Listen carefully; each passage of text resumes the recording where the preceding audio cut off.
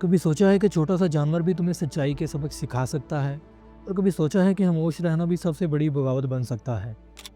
السلام علیکم معزز ناظرین، فلاح پاکستان پر آپ سب کو خوش آمدید۔ آج لفظ ہار کے ایک اور ایپیسوڈ کے ساتھ حاضر ہیں جو کہ ایک سبق آموز کہانی ہے، اور یہ کہانی ہمیں حق اور باطل کے درمیان انتخاب سکھائے گی۔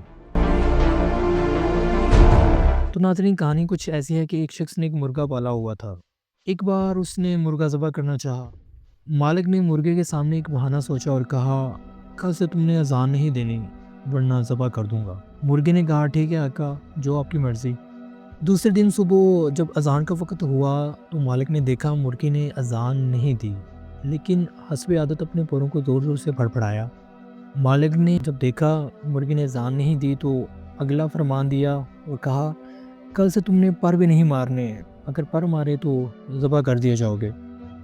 پھر اس سے اگلے دن مرغے نے حکم کی تعمیل کی اور پر نہیں مارے، لیکن عادت سے مجبور ہو کر گردن کو لمبا کر کے اوپر اٹھایا۔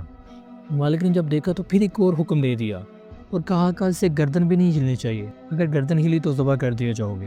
اگلے دن اذان کے وقت مرغا بالکل خاموش بیٹھا رہا۔ مالک نے سوچا، ایسے تو نہیں بات بنے گی، اب تو واقعی کچھ شور سوچنا پڑے گا۔ اب مالک نے سوچا کچھ ایسا حکم دیا جو مرغے کے بس میں نہ ہو۔ تو مالک نے مرغے سے کہا، کل صبح تم نے انڈا دینا ہے ورنہ ذبح کر دوں گا۔ مرغے کو اپنی موت صاف نظر آ گئی اور وہ زار و قطار رونے لگا۔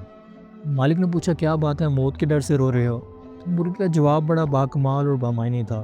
مرغے نے کہا، نہیں، میں اس بات پر رو رہا ہوں کہ انڈے سے بہتر تھا کہ اذان پر مرتا، کیونکہ اذان صرف آواز نہیں ہوتی، یہ حق کا اعلان ہوتی ہے، اور حق کا اعلان کرنے والے مرنے سے نہیں ڈرتے۔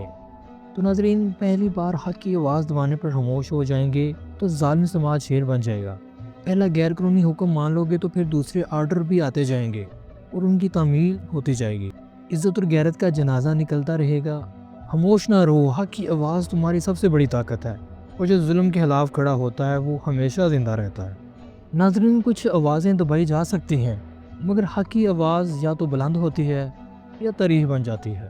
خاموشی وقتی سکون دے سکتی ہے، مگر اذان جیسی آوازیں خاموش رہنے کے لیے نہیں ہوتی۔ تو بس یہی تھا آج کا لفظ ہر۔ انشاءاللہ پھر حاضر ہوں گے اگلے ایپیسوڈ کے ساتھ۔ اللہ حافظ۔